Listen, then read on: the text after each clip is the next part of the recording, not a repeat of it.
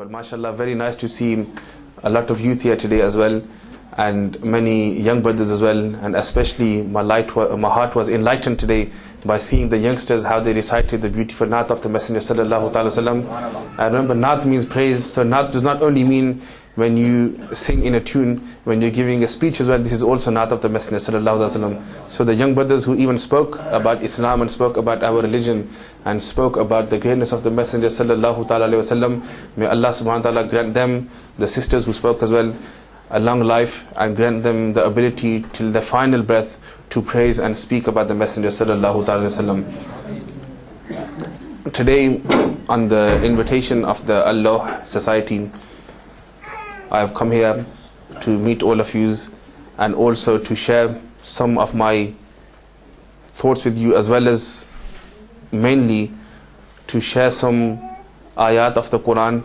ahadith of the Messenger sallallahu alaihi wasallam, and also certain things which are necessary for every Muslim to know, especially living in the society which we are living in today, and the country and the time and the generation we are in today.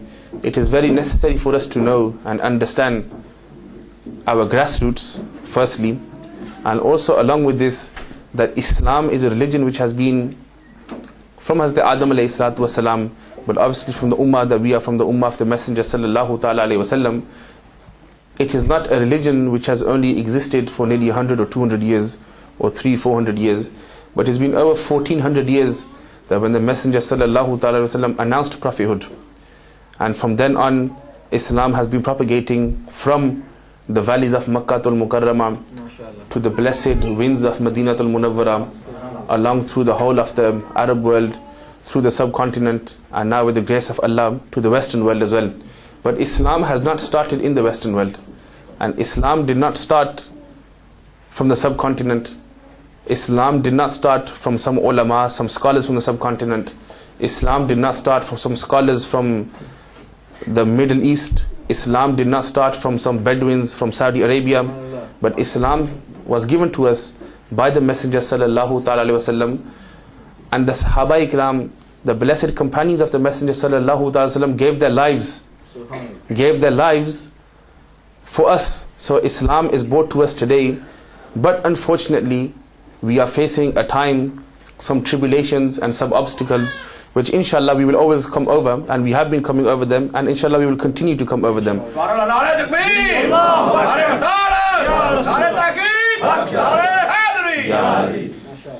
But we must understand this. First we must know what are our obstacles in order for us to overcome them.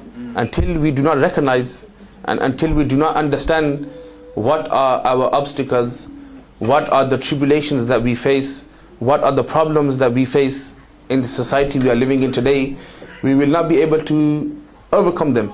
We will not be able to tackle them. We will not be able to succeed against them.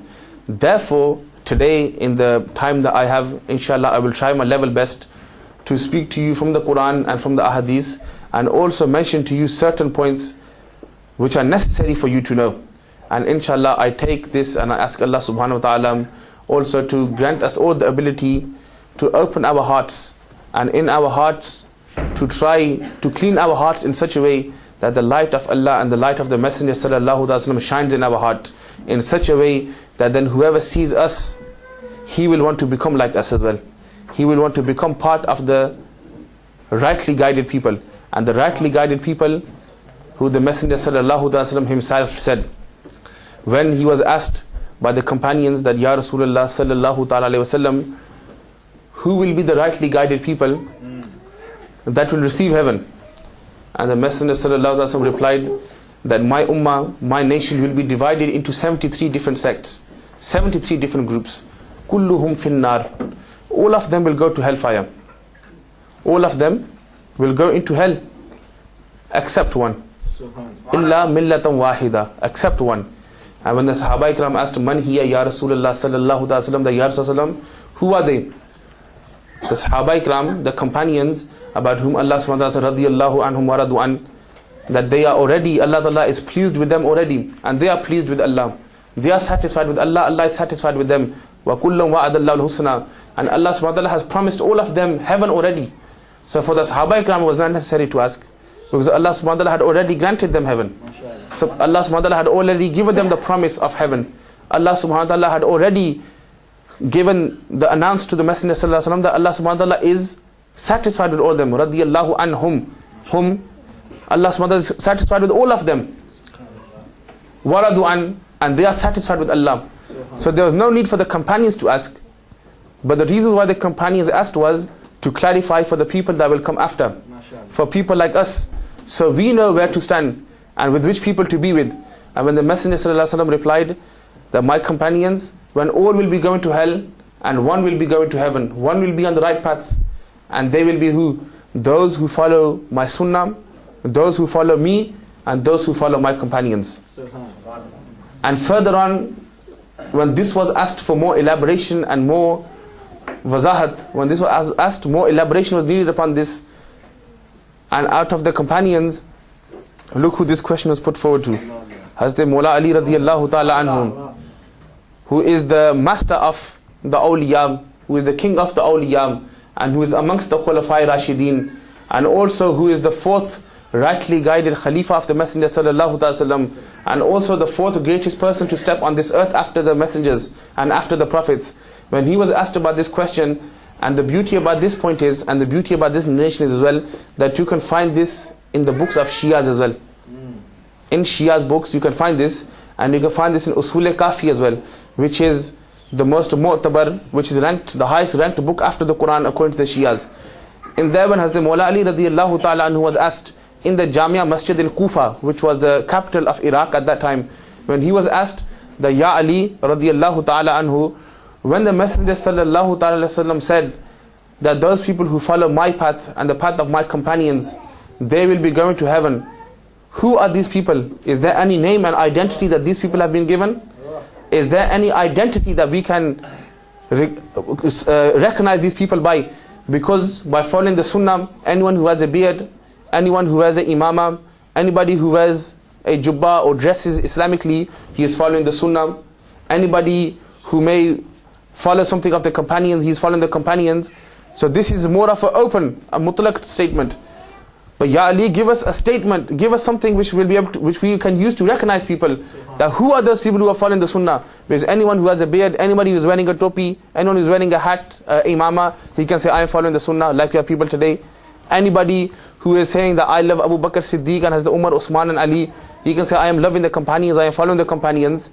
But there must be a statement, there must be a title for these people. And Hazrat Ali radiyallahu ta'ala anhu, may I sacrifice upon his words. What did he say? He said, my people, you are asking me about how to identify these people. The name which has been given to these people is what? Hum ahlus sunnati wal jamaat.